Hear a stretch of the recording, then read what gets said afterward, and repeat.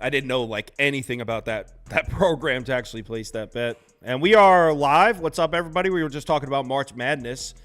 Hopefully these guys are doing better than I am. My picks so far, actually, I mean, my picks are 1 and 2, and I hit that under great. So actually, things aren't that bad. But I liked BYU a lot, so it feels terrible because, man, anyone who watched that BYU game, I was cursing out number 50, Khalifa, the center, cursing him out.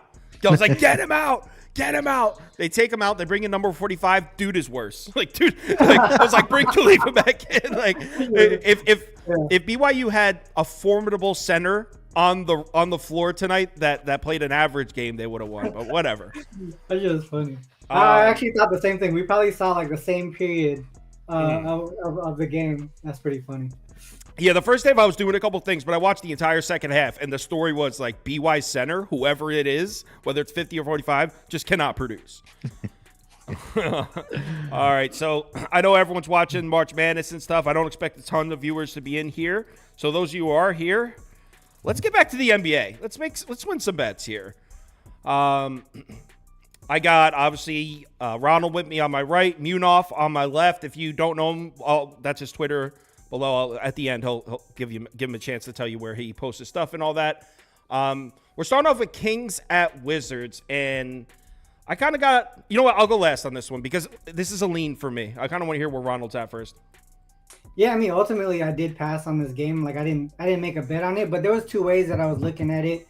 From the Kings' perspective, tough fatigue spot here, second leg of back-to-back games, plus third game in 4 nights, fourth game in 6 as well. Wizards, they're playing their fourth of a 6-game, fourth game in 6 nights also, but they do have some rest going into it as like that's their little advantage. But I mean, usually I think to me, the Kings aren't great as double-digit favorites, but they did take care of business yesterday. I think it had to do with like how many guys the Raptors missed yesterday. To me, this is like one of those other spots where they're double-digit favorites again. They're facing another team dealing with a whole bunch of injuries. But being on the back-to-back here is tough. I believe they're 1-5 ATS as favorites on the second leg of back-to-back games. So they don't take care of business there. I think they also have the Magic on deck. I would think that's a more important game for them as well. I mean, obviously not a key game, but definitely a tougher opponent. The Wizards, I mean, they're terrible. They lost and failed to cover, I think, the last 5 in a row. 4 straight opponents went over their team total as well by double digits, too. Like, they're going over by a lot. But ultimately, I pass here just because I'm not too sure the Kings have a lot of motivation to play a lot of defense here, which is why I would lean towards the over. And the other way that I could look would be like a Sabonis triple-double type. There's not really any bigs for to really go up against Sabonis here. And the Wizards, one of the worst rebounding teams in the league. They give up a ton of second-chance points, fast break points, points in the paint. So, yeah, if Sabonis is in the high post, he could pick that team apart. So you say you would lean, gun to your head, you would lean towards an over? Yeah, okay. Towards an over. So I'm kind of leaning, not the other way, but I'm not betting this, and it's for the same reason. You said the sentence that kept me off this bet. I don't know how motivated the Kings are going to be to play defense, which is why I didn't pull the trigger on this. That being said, matchup-wise, where's my graphic? Oh, there it is. So matchup-wise, if the Kings were motivated to play defense on paper, I really like the Washington team total under, which is a crazy one because the Wizards, I mean, I'm pretty sure they're first in the NBA in pace. But check this out. So, first of all, a couple trends for the Kings. Sacramento, 8-4 against the spread against top 5 teams in pace. So when they play the teams that like to run, they usually produce well. They're also 8-5 against the spread against top 5 teams in fast break frequency. That is the Wizards. So Kings have done well in these types of matchups. The strength of the Kings defense is and has always been all season protecting the rim. The Kings aren't really known for their defense, but one thing they can do is protect the basket. That's why they give teams like the Lakers problems. Teams that are reliant on scoring at the rim. Kings are a tough matchup for them, and that's, again, the Wizards. Wizards run the fast break, and they attack the rim. So I love the matchup for the Kings defense. So I would lay the points for the Kings, or I would take Washington team total under. But like my man said, what is the motivation level for the Kings here? If the Kings didn't have a game on deck, if it was a decent spot for the Kings, I would take this. I would probably lay the 11 too. I was leaning Kings minus 11 last night against the Raps. Didn't pull the trigger, and it cost me. So maybe I'm being a little too gun shy here, but I do have 4 bets down today, so I don't feel like I was too gun shy today. Just this one, I would go Washington team total under, Kings -11 or pass. Munaf? Yeah, I'm looking at the Kings team total to actually go over in this game. Agree with you on the Kings side here as well. You go back to the game last night against the Raptors, right? You just take a look at the box score.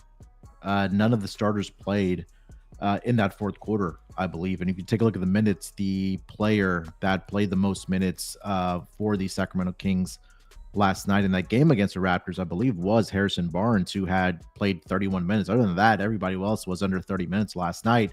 Keegan Murray played 31 minutes, and then everybody else, Sabonis 28 minutes, Harrison Barnes 19 minutes, De'Aaron Fox 28 minutes, and then guys off the bench. Malik Monk only played 20 minutes last night, and RC mentioned that you take a look at this Wizards defense, right? Over the last 5 games, the worst defensive rated team in the entire association. And over the last 4 games, you take a look at what they've given up as far as points. So let's go back to that game against the Rockets in Houston about exactly a week ago. They gave up 135 to the Rockets. They gave up 127 to the Chicago Bulls. They gave up to 130 to the Boston Celtics, who in that game that didn't have 3 other starters, and Celtics easily walked into 130, and then back on Tuesday night against the Rockets again. Right? Rockets, scored 137 in that game. So this Kings offense, I know they can fire on all cylinders. If they're not motivated to play defense, I know they can, walk into 125 plus points here tonight. The Wizards are, like you guys mentioned, missing some front court depth. I think Sabonis should have a big game here as well. They should dominate the boards. Bilal Coulibaly, I think their best defensive player is done for the rest of the season. So I think offensively, the Wizards should have a lot of success. So I did play this over 124.5. I do see the totals on the move. I'm seeing up to 238 in some spots.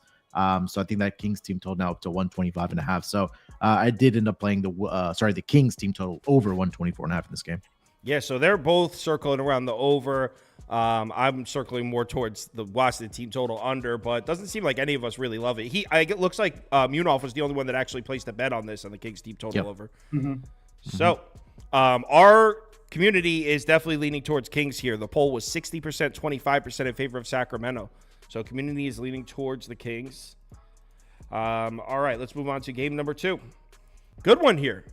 Pelly's on the road in Orlando. I think this is back down to 2.5. Was up to 3 for a little while, but I'm pretty sure it settled back down at 2.5. I got some CLV on this one. I'm holding Pelly's -1.5 here. So let's get the poll running. I'll go first. I do like the Pelicans here, and I think it's look. I can see the Pelicans. I think if the Magic win this game, it's because the Pelicans screwed it up in a way. I think they are overall the better team. So first of all, strength of schedule in the last 10 games, Orlando's 30th. They've been playing essentially nobody. Not that that's necessarily a reason to blind fade a team, but they haven't played anybody. And during that time, they're 6th in efficiency. Pelicans are 2nd. So the Pelicans are playing better basketball recently than the Magic on paper, just raw data, against a stronger schedule. Pelicans have actually been one of the best teams in the NBA recently. Now, we know the Pelicans are more than capable of getting cold in a heartbeat, and this is going to be a tough matchup for them on the road. But the matchup on paper for Orlando, what we've seen this year, the way to give this New Orleans defense problems is to shoot the outside shot because they tend to play pretty good defense on the interior. Orlando's not a three-point shooting team. I mean, we've seen them here and there against bad teams knock down their open shots, but as a whole, over the course of the season, this has not been an outside shooting team you can rely on. So I don't like the design on paper for Orlando to give the Pelicans defense problems. And also, Orlando's also very reliant on getting to the free throw line. So in the last 10 games, the Pelicans are top 5. I think they're 4th in defensive free throw rate. So the Pelicans aren't fouling anybody. I like the matchup for the Pellies. I think they're the better overall team here. Not crazy about they're also, Ronald, correct me if I'm wrong, I believe they're on the first leg of a back-to-back themselves, the Pellies, aren't they? First back-to-back. Yeah, they got Miami on deck. Yeah, they got Miami. So that's I'm not crazy about that. But other than that, I think there's enough evidence pointing towards New Orleans to get there. So I'm actually in on the Pellies at -1.5. So I'm holding a point of value. We'll see how that plays out for me. Yeah, I mean, for me, I see it the same way. I think, I mean, kind of the same reasoning too. If you look at the Pelicans, they've been one of the better teams. Obviously, it's won 7 of the last 8, 6-1 and 1 ATS. So they're even doing well against the number. They've been strong and a strong under team as well. 10 of their last 12 have gone under. So if you're looking from a total perspective, that might be one way to go as well. This is the third of a 4-game non-conference road trip, which is interesting just because of their actual location. They actually do worse on the road as favorites in the Western Conference than the Eastern Conference. I'll talk about that a little bit later. But obviously, we just mentioned first leg of back-to-back, Miami on deck. Like you said, I don't like that at all. But I think to me, the Magic might be a little bit overrated here. I think obviously they've been strong as a ATS team this season. They've won and covered their last 4. But they've had a really easy schedule. Between the 2 winning streaks that they've currently had, they lost to 2 teams that are playoff bound-ish. The Knicks, they lost to the Knicks by 24. They lost to the Pacers by 14. The rest of the teams that they beat, they were pretty much scrubs. And the Pelicans, they're not scrubs at all. I mean, if you look at some other pieces here, everyone knows how amazing the Magic are as home favorites, but this is a situation where they're a home dog and they lost and failed to cover 4 of their last 5 as home dogs. They've also struggled against top tier opponents, 5-10 straight up, 6-9 against the spread against teams above 600, including 2-6 ATS if they're at home. Obviously, like I said earlier, Pelicans not amazing on the road, especially as favorites, but in these non-conference games, 8-1 straight up, 6-2-1 ATS. So I'm on this as well. I did get it at -2. So that's the way that I went with this one. Ooh, I got you. I got a half point on you. I got the 1.5. I like what you said about Orlando against teams above 600 at home, just 2-6 against the spread. I like that. That's a good find. And definitely, I'm in for a full unit, which for me is a bigger bet. So I'm in on this one. I need the Pellies tonight. Munaf, would you co-sign what we're putting down here? Yeah, 100%. I mean, RC mentioned that the Pelicans have been one of the hotter teams, at least over the last 10 games. They've been covering the spread. They've been winning outright, obviously, as well. And I think the one key thing is that they're actually just healthy, man. And when the squad is healthy, defensively, they can be a menace. I think this is going to be a slower paced game. I would expect this to be, go under the total here as well. But I'm with you guys on the Pelicans here. I like what I've seen from this team over the last 10 games. Like I mentioned, their health. I think whichever team wins the battle on the rebounding front today is going to end up winning the game. I think I do give that edge to the Pelicans. I know Valanciunas' minutes have been slashed a little bit just because he's not a very good pick and roll defender. And that's where Larry Nance Jr. has really stepped up. You see an increase in his minutes. So I think that's really been a huge factor for this Pelicans team. And I think they've really been focused on the defensive side of the basketball. We know what they can do on the offensive side, right? When you have Zion, you have Brandon Ingram, you have CJ, you have guys that can knock down the 3-point shot. But I think defense has where they've really squared in. Have the Pelicans. So I can only co-sign this with you guys. I haven't gotten to the window there, but I think you guys are convincing me to get there. Oh yeah, I've been there. I was at the window when I first looked at the numbers for this game last night. This was the one I took about a 15-minute look and I was like, yep, add to cart. So yeah, I'm on the Pellies. So it looks like community agrees with us, 59% to 36%. And according to the pie charts in the bottom left, it looks like New Orleans is going to be a pretty heavy public side. Not that would scare me off or anything, but some people really like to know that. So, yeah, it looks like the Pelicans are going to be a public side here. Next game, Chicago-Houston. And I'm curious to see where you guys are going on this one. I didn't originally like a bet on this one, but the more I looked at it, the more I ended up placing a bet. I'm in on this one. But I want to hear where you guys are at first. Munaf, you want to go first on this one? Yeah, I'll talk about my home team here. I'm actually on the Rockets here. Ooh, we're going head to head. I'm actually on the Rockets here minus the 4. They've been one of the best teams against the spread at home this season, right? We just talked about Orlando. Orlando's 23-9 against the spread at home. Houston 23-10-1 against the spread. And you just take a look at their road numbers. It's absolutely on the other side for the Houston Rockets. But I think one thing that's really stood out to me for this Rockets team is that you just take a look at the post-game interview from Jalen Green the other night. And he mentioned that they are trying to stack up as many wins as they can. Right now, they are 3 games out of that 10th spot in that play-in tournament. I don't think they're going to get there, but I think that being down here in Houston, knowing that Ime Udoka is going to get the best effort for a full 48 minutes out of his guys, I think that's what we're seeing right now for this team. They've won 6 games in a row, and I do understand that 2 of those games came against the Washington Wizards, but this team has been an absolute cash cow at home this season. And I know they're without Şengün, and shockingly, they've been playing a little bit better without him. If you also take a look at the pace numbers for this Rockets team, that is up as well without Şengün. They're up to number 3 as far as pace goes over the last 3 games.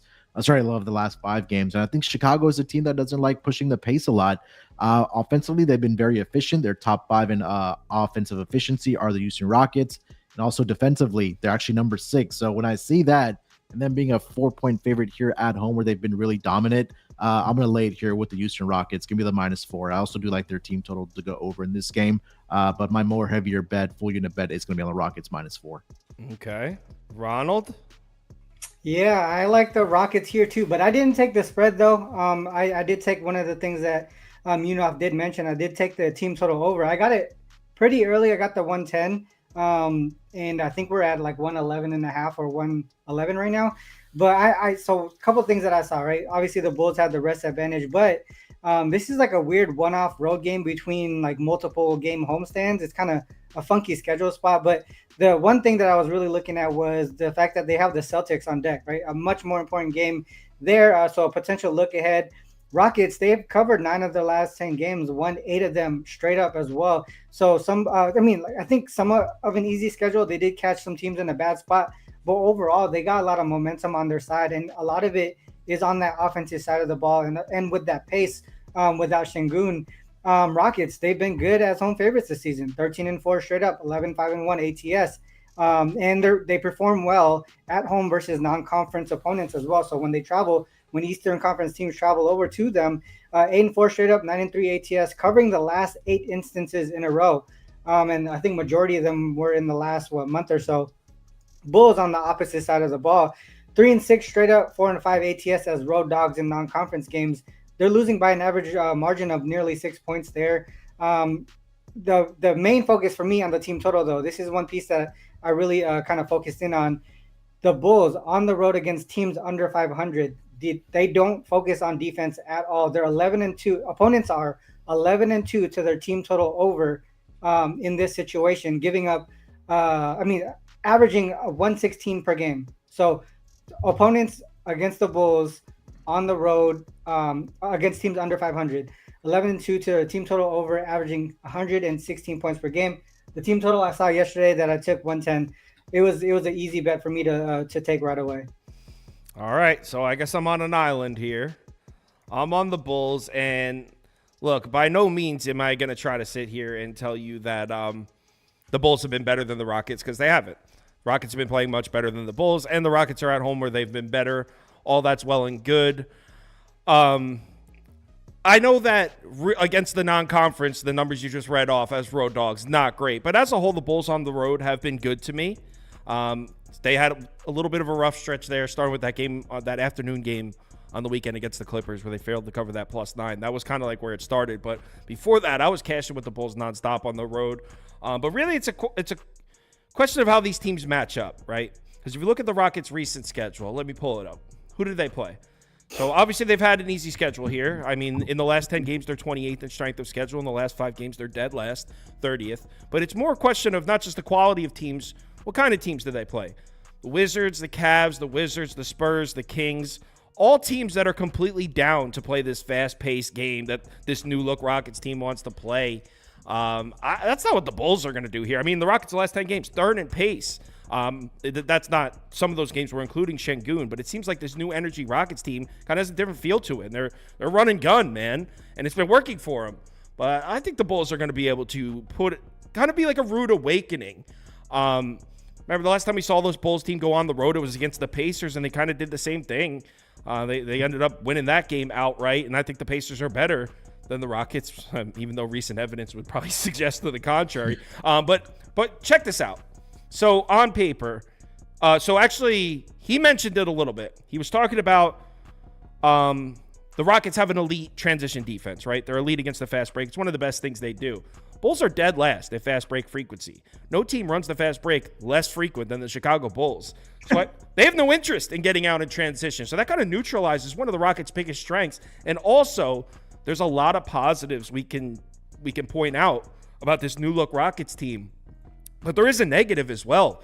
Since Şengün went down, they are not protecting the rim as well. This is one of the best rim protecting teams in the NBA for a lot of this season, but in the last 5 games at the rim defensively, 20th in frequency, 16th in efficiency, and that's against their schedule, the easiest schedule in the NBA. So now you get an offense. To credit to the Rockets, they've been elite defending the three-point shot.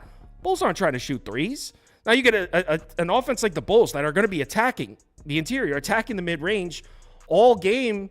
I think they win outright. So I actually I took a half unit on the +4 and a half unit on the money line. I'm half and half on the Bulls, and it looks like I'm on an island because community agrees with you guys. 62% to 29%. So the community overwhelmingly agrees with you guys. I am truly on a Bulls island. All right, so let's clear the board and go to the next game. Brooklyn, Milwaukee, and I hope you guys got something because I have no interest in this game. I mean, I was searching for something, and while you guys are talking, I'll break out the spreadsheet again. I probably spent about 8 minutes on this game. And I might be overshooting it.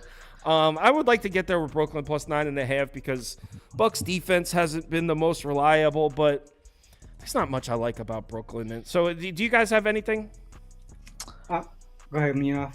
No, I was just going to mention it was for me really going to depend on if Giannis plays here tonight or not. He's just been really dominant against his Brooklyn Nets team. If you guys just go through and just look at his numbers, he's just been so dominant. He just walks into 30-plus points against his Brooklyn Nets team. But guys, what you just mentioned is that can you trust the Milwaukee Bucks defensively? Because over the last 5 games, they're the second worst defensive rated team, only trailing the Washington Wizards. So for me, until I see this defense improve for the Milwaukee Bucks, even if it is going up against the Brooklyn Nets, I couldn't get there with the Bucks, but I didn't want any part of this game. If you put a gun to my head and forced me to make a pick, it was going to be the +9.5 for the Nets. I would probably say the exact same thing, and they are 29th at defensive rating, like he said, in the last 5, 27th in the last 10, and if you look at their defense specifically against the three-point shot, it's horrific. They are getting lit up from outside. And the Nets, they're streaky, but they do shoot from the outside, and they've been pretty good. In the last 10 games, they're actually a top 5 three-point shooting team, well, above the break. But here's the thing, and here's what really scares me from actually placing in this. And I'll put Brooklyn +9.5 under my face here because I'm the same as him. That's what I would do here. Strength of schedule. So the Bucks, yes, the defense looks terrible in the last 10 games. They played the 5th strongest schedule. In the last 5 games, the 2nd strongest schedule. So not that I'm saying that definitely means they're undervalued, but a lot of times it could mean that. And this Bucks defense, we were seeing them play good defense. It was about a month ago now, but we were seeing it. So, I mean, is it crazy to think that down the stretch the Bucks defense does take a turn, and at home against the Nets team would be the night we see it start to take a turn? I could 100% see that. So Brooklyn +9.5 for pass for me. Yeah, that's exactly why I laid off of this too, because of their schedule, their strength of schedule. Obviously, you guys mentioned their defensive numbers the last 5, last 10, but man, these are some tough opponents. Celtics, Suns, the Kings are in there, the Clippers. Some of these are pretty solid teams here. Obviously, the Bucks are on the second leg of back-to-back games. They did lose a tough one yesterday, and they fought hard. This is the reason why I was kind of leaning towards the Nets early was they fought hard in that fourth quarter to come back, and eventually they lost, right? So to me, I know Giannis, he did practice on Tuesday. He was ruled out yesterday. Part of me thinks that he's going to show up today and play this game. But the Bucks, man, they're okay on second of back-to-backs if favored. 8-2 straight up, 6-4 ATS. The problem is these guys, obviously they've played the Celtics a couple times here. The following game, after playing a tough game against the Celtics, they failed to cover against the Wizards and the Warriors. And both of those teams were at home, I believe. They gave up 128 to the Wizards. This is the interesting part. They gave up 118 to the Warriors. They were on the second leg of back-to-back games and were without Draymond and without Steph. Holy and so, shit. that was a messed up roster, and they couldn't cover against those guys. So I think, obviously, a tough matchup against the Celtics. They put their 100% effort into it. I just don't know how much they have on the game after. Now it's like a back-to-back, right? They have no rest at all going into this one. So that was one of the bigger reasons why I wanted to look towards the Nets. But the strength of schedule, like you mentioned, is what kept me off. I feel like their defense is actually pretty solid since Coach Doc Rivers came. So I was like, all right, well, you know what? There's other games on the board. I'll just pass on this, but definitely lean towards the Nets here. I'll put it up for you. Someone asked where you can find this. One more thing. I forgot to mention this. Their next game is against the Thunder. So they played the best team in the East, and then their next game is the best team in the West. So tough sandwich spots here for this Bucks team. Someone asked, what website do you use to find the strength of schedule numbers? I mean, I think literally every single one. I don't know one NBA statistics website that doesn't have it. Team rankings, Cleaning the Glass, NBA advanced stats, basketball rep, they all have it. So literally type in NBA strength of schedule and there'll be 100 results. So 60% to 18% in favor of Milwaukee. Community is heavily leaning towards the Bucks there. So it doesn't sound like any of us actually pulled the trigger on the Nets, though. No. So I mean, I bet if you bet the Nets plus 9.5, Giannis is ruled out. You're holding some value, but I wouldn't even be surprised if they didn't cover. The Nets are just Utah on the road in Dallas. How about those Jazz? Did you watch the show yesterday? Did you see that? Yeah, I did. I got him. I got him on plus 15.5. Oh man, I was cracking up because they went up 19 and he should have had it. Like he should have won. And the Jazz pulled some miracle shit. Oh, man. It was awesome. All right. So we got Jazz on the road in Dallas. The line is 13.5 last I looked. And this is another one. I do have two more bets coming up, but this isn't one of them. This is my other pass. I have two passes.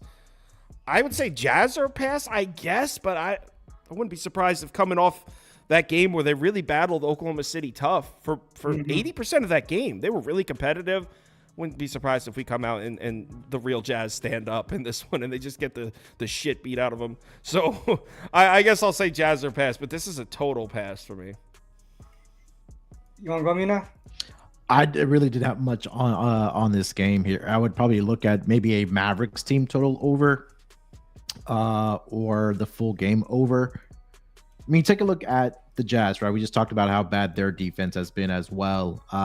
We talked about how bad Washington is, Milwaukee, the second worst, Utah, the third worst. And now you're going up against a team in the Dallas Mavericks that's firing on all cylinders right now. And I think the one thing that sticks out to me about this game is that Utah is allowing 17 3-pointers made per game over their last 5 games. And now you're going up against a Dallas Mavericks defense that it's let Kyrie cook, it's let Luka cook, and if they get into the paint, they're going to kick it out to one of the shooters and get those open looks. And if they're able to knock them down, it might just turn out to be a early blowout for the Dallas blowing out the Utah Jazz. So I think I'll look at a Dallas team total over in this game. I was on the Thunder last night, Kyle. It looked good after the first quarter. Like you mentioned, they got up 19. And just fumbled it away. I think it was really that second quarter that really did the Thunder in that game. But as far as this game, I would probably look at Mavericks team total over or the full game over.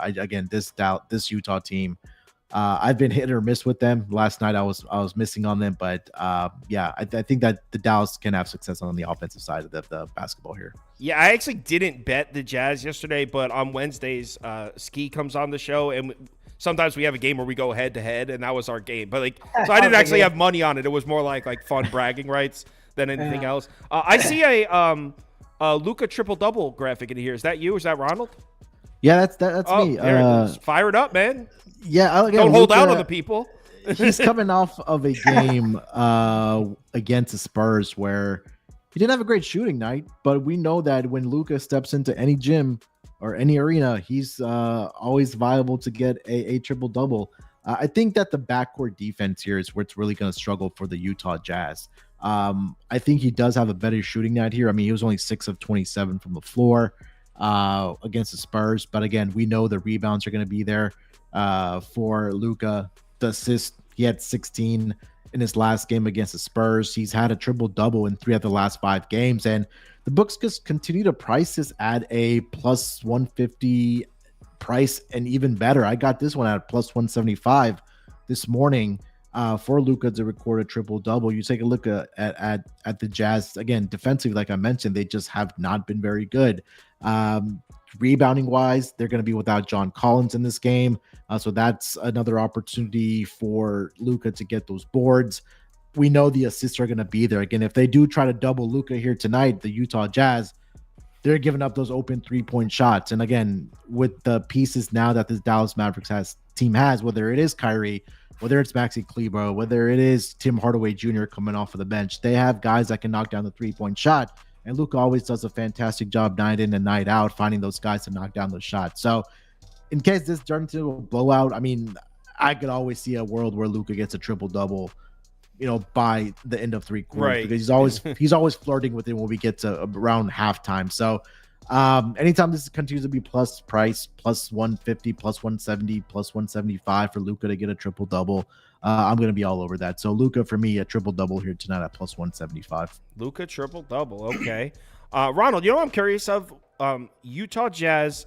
I don't know if you don't have it in front of you, no big deal. But do you happen to have Utah Jazz either over/under splits with and without Markkanen on the court? For some reason, I feel like their defense gets worse when Laurie plays, and I don't know. I'm going off a feeling. I feel like when he plays, it's like an automatic over, and I'm wondering if my feeling is correct.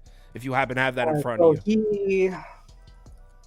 So if he plays, so this season 29 and 23 to the over if he's in, and then if he's out, 9 and 8 to the under. So I mean, I don't think it's super. It's not significant, yeah. Not either maybe it's way, like in my head more than. Yeah. Yeah. Well, I mean, for this game here, I actually did take this, and I took the Mavs. I mean, obviously the second back-to-back. This is a really tough fatigue spot here.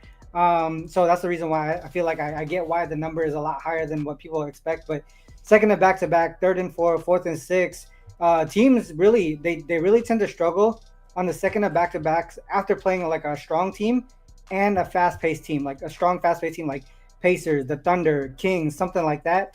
Those teams tend to struggle on back-to-back the most, and this is a situation the Jazz are in today. I think specifically the Thunder teams are 4-7 ATS after facing them on a back-to-back. And if you look at the Mavs here, obviously they failed to cover against the Spurs.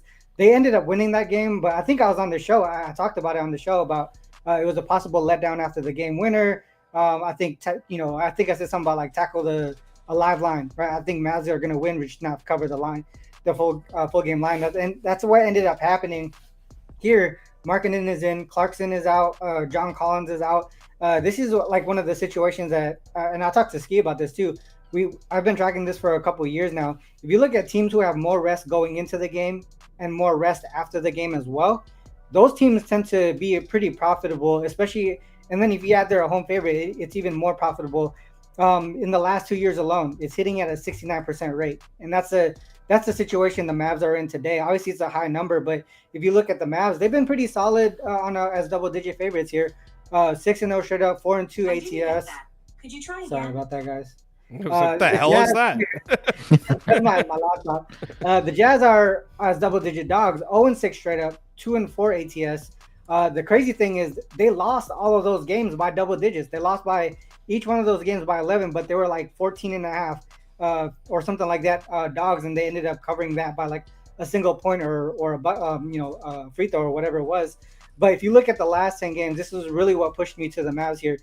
Mavs' ability to take care of the ball and get to the free throw line, I think are going to be two key pieces, because that's where Mavs struggle. Mavs don't turn. Not the Mavs. The Jazz struggle. They don't turn the ball. They don't force turnovers, and they send teams to the free throw line a ton. Also, points off turnovers and fast breaks. The Jazz, they don't take care of the ball a lot. They turn the ball over a ton. Also give up a ton of. I think they're like top 3 or something in the last 10 games in giving up fast break points per game.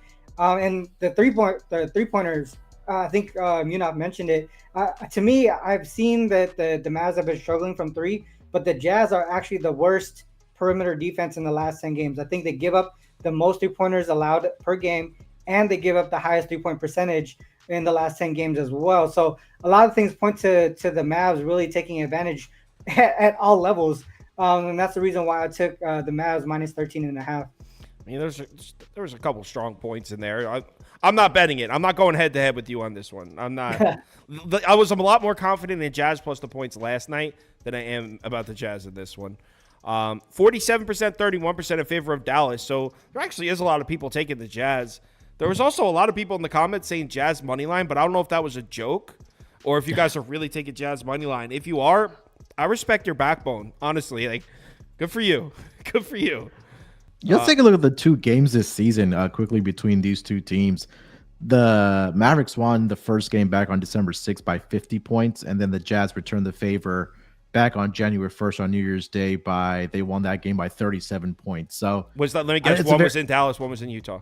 Exactly. And again, it's a very small sample size, but again, for immediate revenge factor, I mean, I think the Mavericks have something like this on their mind where they got blown out by 37 points. And also, again, I know a lot of people don't put much stock into playoff standings and things like that at this juncture of the season. But again, for teams like Dallas that are on the ropes of being into that play-in tournament bracket, I think these are games you just kind of want to come out and take care of. And like RC mentioned, that's a great point that I don't think their next game is until Monday, where they travel to, believe it's Portland, if I'm not mistaken. Mm-hmm. I'm sorry, they go to Utah, not until Monday. So again, it is a spot where they have the rest advantage, and again, they don't have much of a look at spot either here. So it would be Mavericks or pass for me as well. Yeah, someone asked if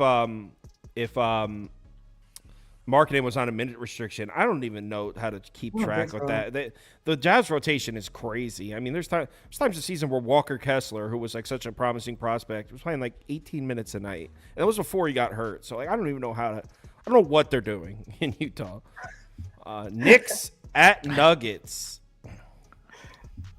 Knicks +9, Nuggets -9, pass. And let me tell you a thing or two. This is a Knicks spot. I'm on the Knicks. Are you guys on the Knicks? I'm on the Knicks here as well. All right, I'll go first because I got some cool ones for you guys. All right. So why is that pick there? Oh, it's up here. There we go. All right. So I am on the Knicks. I got it at 9.5, and I actually got it at 9.5 recently. I just bet this like 2 hours ago, so it was at 9.5 fairly recently. You might be able to still get 9.5. All right, couple weird trends here for you. So. First off, the Knicks are the hottest defense in the NBA, and I know some people are under the impression that that's only with OG Anunoby on the floor. It's not exactly true. They were heating up before he came back, and the defense has been good in the games he's missed as well. The Knicks defense looks great. First in the NBA in overall defensive rating in the last 10 games.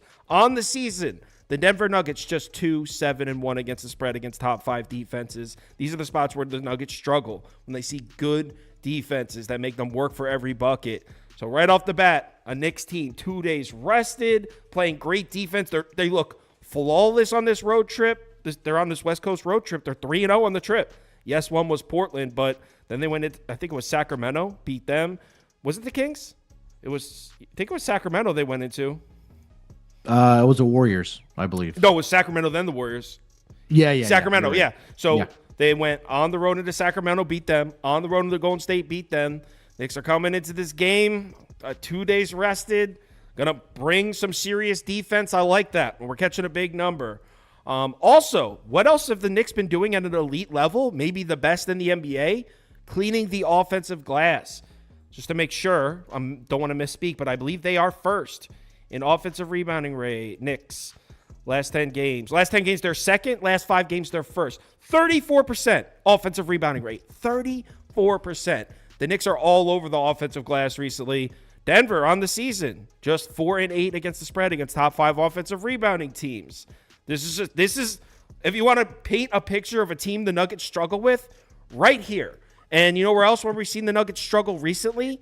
At home against a non-conference team that in a game that shouldn't really mean much to the Nuggets. The Nuggets just beat Minnesota, took over the 1 seed in the Western Conference. Life is great in Denver. They got a home game against a Knicks team that is now no NBA game is meaningless, but non-conference games are the more meaningless ones. So the Nuggets are playing an Eastern Conference team that doesn't mean a ton to them. This is a team that's going to come in and make them work for every basket. And we just saw them play the Raptors in a similar game. In their last home game, actually, they almost lost to the Raptors, who were missing everybody. Denver almost straight up got beat by them. So yeah, I think this number's too big, and I'm holding the Knicks plus 9.5, and I'm confident I'm on the right side in this one. I mean, this one screams Knicks winning the whole time. They blow it at the end. Nuggets win by 6. Where it's like close and then free throws bring it up to 6. That's what this sounds like to me. I think the Knicks cover this number. Yeah, I'm right there with you with the Knicks. I got a plus 9.5 this morning. Like you mentioned, there may be some out there. And this is a weird scheduling spot for them as well, right? They had the neutral site game with the Spurs. Like we mentioned, they had Dallas on Sunday. They went into Minnesota, which was a huge game, not only for the division, but like you mentioned, Kyle, for the number 1 seed in the Western Conference. They got the victory there. Didn't cover the number. Now they're coming back home for a quick game here before they have to go to Portland for a game against the Blazers on Friday night. So I think, like you mentioned, that this West Coast trip was a very important one for the New York Knicks.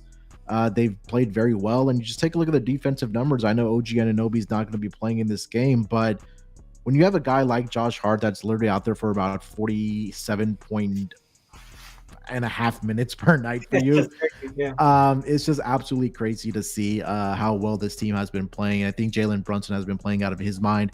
I think that he could have some success against the backcourt. I know probably KCP is going to be matched up on Jalen Brunson, but he's just playing at a very high level right now, all-star level right now for Jalen Brunson. So I think there's going to be a rock fight here. These are two teams, especially the Knicks, that don't play at a very fast pace. I believe they're last in pace as far as the last 5 games go.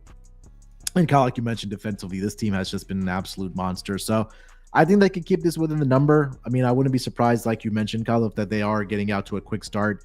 They're able to lead and have the lead at the end of 3 quarters. Maybe they fumble it away a little bit in the 4th quarter. But I think this 9.5 is just too many points for this Denver Nuggets team to cover against a New York Knicks team. So I'm going to take the best defensive team. Sometimes defense does win in the NBA. So I'm going to go New York Knicks plus 9.5. Yep, and yes, the Knicks are dead last in pace in the last 5. They're also dead last in pace in the last 10, and dead last in pace in the full season. So this is it doesn't get slower than the New York Knicks. Are we sweeping the Knicks here? Well, I lean that way. I do lean that way, but I actually ended up taking the under 209 last night. I think that's moved to what 207.5. I have the graphic at 208. So okay, yeah. So it has moved down. I did take it at 209. I think you could have probably got it at a better number as well. I was a little bit late, but obviously you guys mentioned a whole bunch of stuff about the Knicks defense. Offensively, I think this is a little bit of a letdown spot here for the Knicks too. They're obviously they beat the Warriors outright as dogs. That's one thing that I kind of look at as a letdown spot. Also potential travel fatigue, right? You guys mentioned this is a West Coast road trip. This is the 4th one in a row there. And the Nuggets here, I think Munaf mentioned this, that weird schedule spot. And I'm going to bring this up a little bit here. So, this is their first game home off a 4-game road trip. And obviously the third one back was a neutral site, but I count that as a road trip. If you look at the Nuggets here, first game back off of a road trip, off a single road game, right? 9-6 to the under. I didn't get the ATS on that, but they're 9-6 to the under. They do struggle offensively in that spot. But if you look at them, first game home off multiple game road trip, 7-1 to the under, and 2-6 ATS, I believe. Sorry, 3-5 ATS. When they're playing their first game home off a multiple game road trip, their offense really struggles. The last 4 instances, they stay under their team total by a decent margin here. And then if you look at the Knicks side, obviously you mentioned the pace. Their strong defense as well. I looked at these totals under 210 for this Knicks team, 5-0 to the under. So sometimes these low numbers aren't low enough. And if you look at the Nuggets side, this is the lowest total they've seen all season. The second lowest is actually 214.5. They barely hit the 2. Actually, they hit exactly 200 in that game against the Heat. So, these low totals, to me, I feel like they're low for a reason. Another thing to mention, obviously the Knicks have been a strong under team for a long period, but I wanted to see how they did after they allowed a team to go over their team total. The Warriors went up and over by, I think, like 2 or 3 points. They scored 112. They scored 112. Yeah, after a game, they gave their opponent up and over the team total. The last 7 instances, those games stayed under. So they do tend to come back and focus on that defensive side of the ball. So a lot of things really pointed to the under for me, and that's why I took it. But I definitely lean towards the Knicks. My only pause is the travel fatigue. on their side, being in the West Coast for that long. That's crazy. We're on the same page. You want to know why? Because the bet I had written down before I switched to the Knicks was Denver team total under 108.5. That was my That original all bet. points to it. Yeah, it all points to it. That was my original bet, and then I decided to switch and just take the points. But I was originally going to go in on Denver team total under. So we are on the exact same page there. And I like how that's 7 in a row. Last 7 instances, the Knicks allowed their opponents to go over their team total. They held them under after 7 in a row. I like that. So 53%, 39% in favor of New York. Community leaning towards the Knicks here. And we got one last game, and the Discord hated my bet in this one. I posted Hawks plus 9.5, and I post my bets like right when I bet them in the Discord, and all the emojis after were like, no! They were disgusted by this bet. So you guys want to go first? It's down to 9, so I got a half point of CLV. There's something. Aren't we head to head on this one, Ronald? Yeah, I actually took the. In that case, go first. I did take the Suns. Yeah, let me go first here. Obviously, the Hawks well rested, but this is their 5th straight road game. I know, obviously, I think they played the Lakers and Clippers back to back, so they didn't really have to travel. But if you look before that too, 8 of their last 10 games have been on the road, which means today is their 9th out of the last 11 on the road. And the two games in between that were at home, they weren't even back to back. So they had to travel from home to road. So there's a lot of travel fatigue there. Obviously, the Suns on the back to back, they took care of the Sixers yesterday. But the key factor for me on why I took the Suns here is Jalen Johnson. Jalen Johnson on the injury report here for the Hawks. I think the note I saw earlier, he's going to be out for at least a week. If not more, and they're 5-12 straight up, 3-14 against the spread without Jalen Johnson. That just goes to show how important he is to that team. He's like that. He's that glue guy on this roster that can do a whole bunch of stuff. Obviously the Suns not great on back-to-back, 6-6 ATS, but somehow they actually cover these larger spreads at a high rate. So back-to-back and favored by 9 or more, 3-1 ATS and covering by margin as well. Recently on back-to-backs too, they've done a great job defensively. The last 5 times that they were on a back-to-back, they kept their opponents under their team total in 5 of them, 5 straight. And the Suns, and the Hawks without Jalen Johnson, they struggle offensively. So that's the reason why I was actually initially looking towards the Hawks team total under, but ended up taking the Suns on the spread there instead. All right, so I'm on the Hawks, but like my reasoning kind of sucks for it. Like I don't really have a good reason for being on the Hawks other than look, last night I had Philly plus 9 and I watched basically every single minute of that game, and I will tell you I think that was the best the Phoenix Suns have looked in months. And not really like overall box score, you look at the game stats, it wasn't their best game, but I meant, man, this team was playing some defense. That was some effort there. And if that's the Suns flipping a switch for the rest of the season, I'm probably about to take this loss.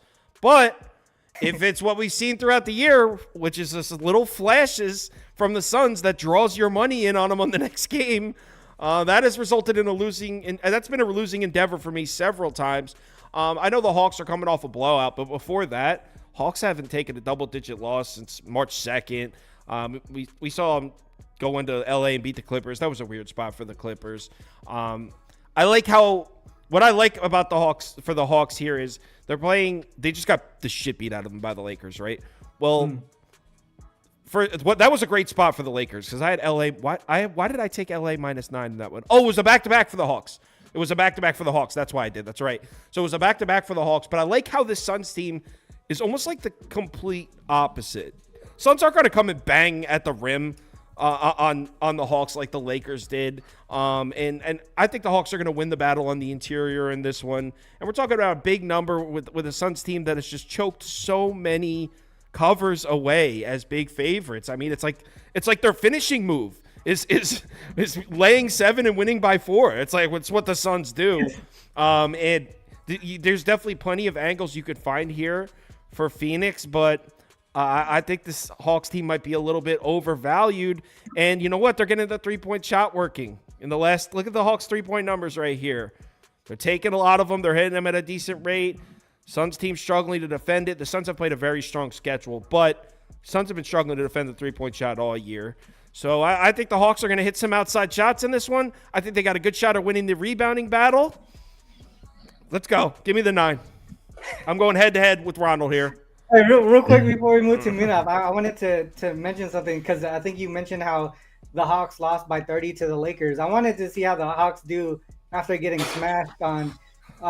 So I looked at how the Hawks do after losing by 20 or more. They actually struggle. They don't bounce back. 1-6 ATS after losing by 20 or more. So I don't know, man. Hopefully, yeah, I got but those this are one. like old Hawks stats. I mean, when's the last time? Hold on, I'm looking. When has that applied recently? So, oh shit, I just clicked on something. So yeah, they lost to Brooklyn bad back on 29th, and then didn't cover the next day. Yeah. But we just need them to cover within 9. Just cover. So, if you had to break the tie, I don't know if you're betting a side in this one, but if you had to break the tie, who would you be on? I think the concern for me is what you mentioned, Kyle, is that the Phoenix 3-point defense has been really bad. We talked about how bad Utah's has been. I think that if the Hawks are going to be able to knock down their shots here, then they could keep this within the number. I think if I do like Phoenix, I would maybe look at them in the first half. And then maybe they squander it away in the second half. Maybe some tired legs do catch up to them because I think, Kyle, you mentioned that they had to exert a lot of energy last night against the Philly team.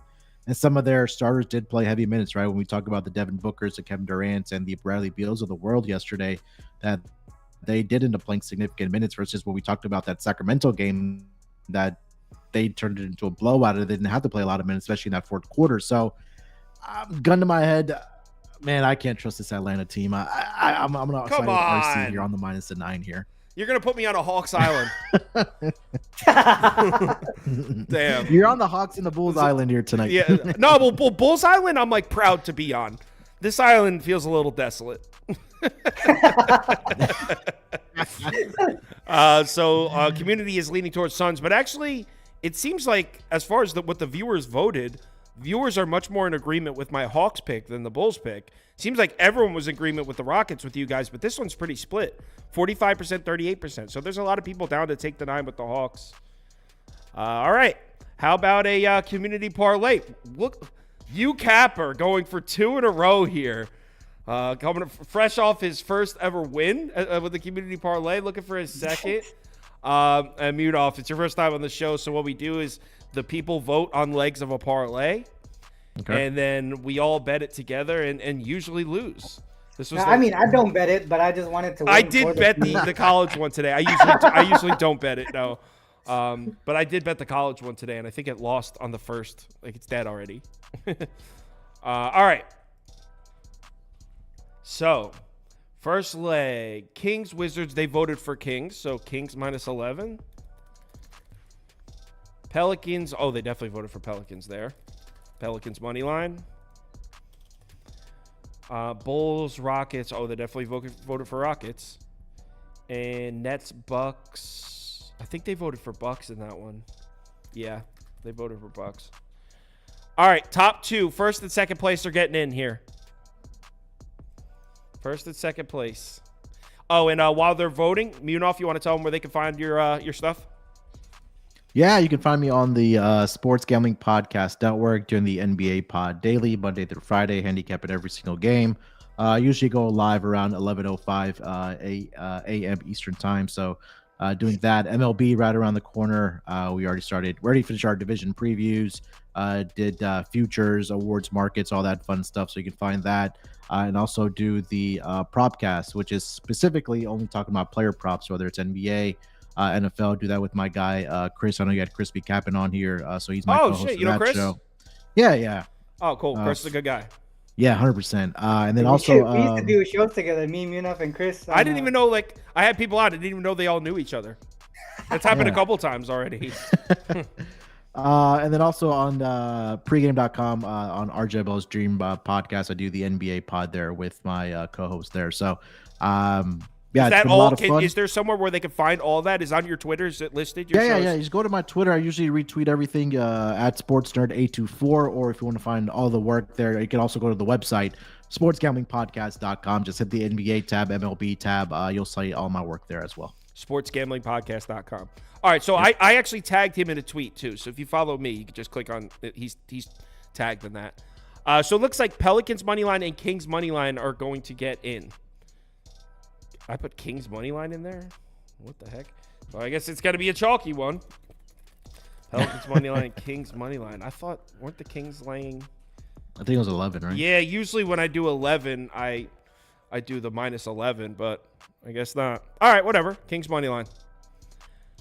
About to be a plus. Yeah, plus usually 100. I wasn't thinking things through. All right, so it's Pelicans and Kings. So now they voted for Mavs. So let's go Mavericks minus 14. No, we'll go minus 14 for this one. Knicks money line. They voted for the Knicks. And then Hawks Suns money line. And then I'm going to put Rockets money line back in because a lot of you voted for Rockets. So first and second place finish out the parlay. Ronald, you want to tell them where they're voting, where they can find your stuff? I'm sure most of them already know who you are, but yeah, just on my Twitter there at UCapper Sports. You can find me on Wager Talk as well. I do their NBA show usually on Mondays, Wednesdays, and Fridays. It really depends on when they schedule me, but they have their NBA show, their NBA tip off. It's actually the same time as your show, but you can obviously just catch the replay, catch Kyle's show, and then head over there to watch the replay. They have a show the same time as mine? Yeah, because yours starts at 1 and then theirs starts at 1:15. I was actually supposed to do the show today. And I was like, no, I'm gonna go do Kyle's show. So they had to find they had to do a replace. They had to find a replacement. So I'm doing their show tomorrow at 1:15. So yeah, just catch Kyle's show and then catch me on the replay over at Wager Talk TV on YouTube. Well, if you're not a baseball person, my show changes to 3 p.m. at the end of next week because our MLB show's at 4. So Gotcha. Our MLB show does a lot of we do well. So MLB show has to take priority when baseball starts because the NBA and basketball is actually like my slowest time of year. Mostly we're football and baseball, but this year basketball got a lot of views. So all of a sudden we got basketball too.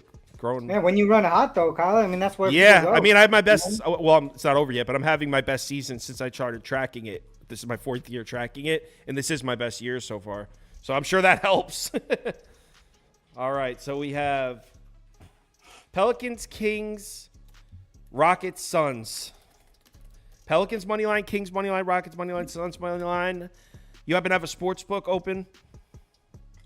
Shit, I don't. No, I can get one. 1 second.